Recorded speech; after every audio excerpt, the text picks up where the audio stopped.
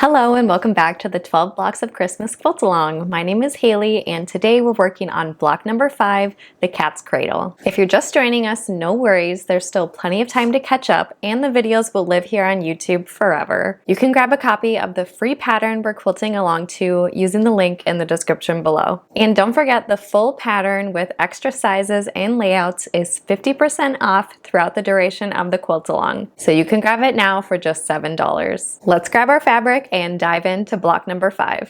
Here are all the pieces I cut according to the free pattern. You'll have 2 different size squares for the background fabric and then 1 fabric A. And the first step is to make our half square triangles. So again, we're going to be using the 2 at a time half square triangle method, pairing our background fabric with our color fabric.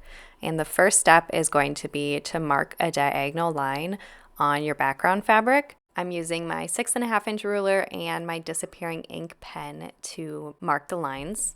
And after you have your fabric marked, you're going to pair it with your fabric 1 fabric.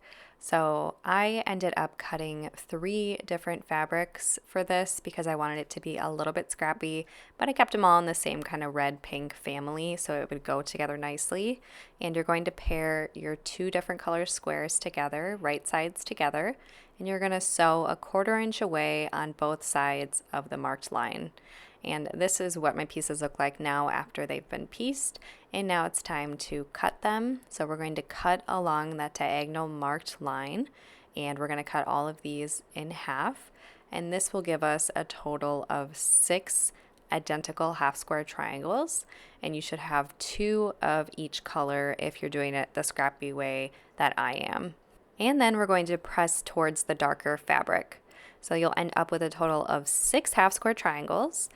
And we're going to trim each of these half square triangles down to 2.5 inches. So the most important part when you're measuring and trimming your half square triangles is that diagonal line on your ruler lines up with the diagonal line on your half square triangle. And then just keep your eye on that 2.5 inch mark just to make sure that everything is lined up and square to the size that we need it to be. So we're going to repeat this step for all 6 of our half square triangles, and then we'll be ready to assemble our block. And now we're going to play around with our placement for this Cat's Cradle block. So we're going to take the remainder of our 2.5 inch background squares and place them in a diagonal line. And we're going to fill in the rest of the spots with our half square triangles, making sure that the darker fabric is pointing towards the center. And I called this block the Cat's Cradle. It's really a variation of a cat's cradle. And as you know, quilt blocks have all kinds of names and have multiple names for the same block. So when I was researching what this one was called, it was kind of hard to find the name. So if you know it by a different name, let me know in the comments below. But I ended up going with Cat's Cradle just because it seemed like the most straightforward name. But here I am playing around with this placement. I knew I wanted the checkered fabric on the corners, but I couldn't decide what I wanted to do with the 4 other colors, that peachy color and that pink color. I ended up putting 1 of each on each side, and I think that turned out nicely, and I really like how it looks with the background fabric with those lights. I think all the colors play nicely together.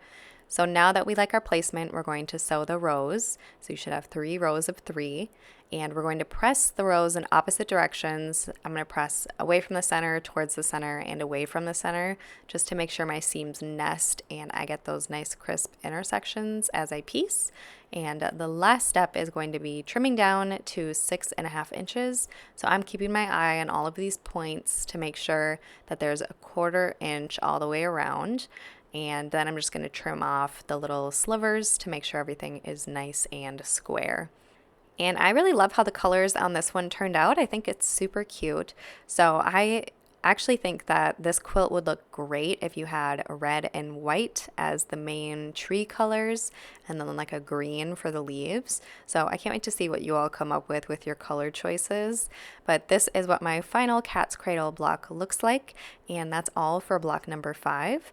I will see you all tomorrow and we can piece block number 6, and can you believe it? We'll be halfway done. I'll see you tomorrow.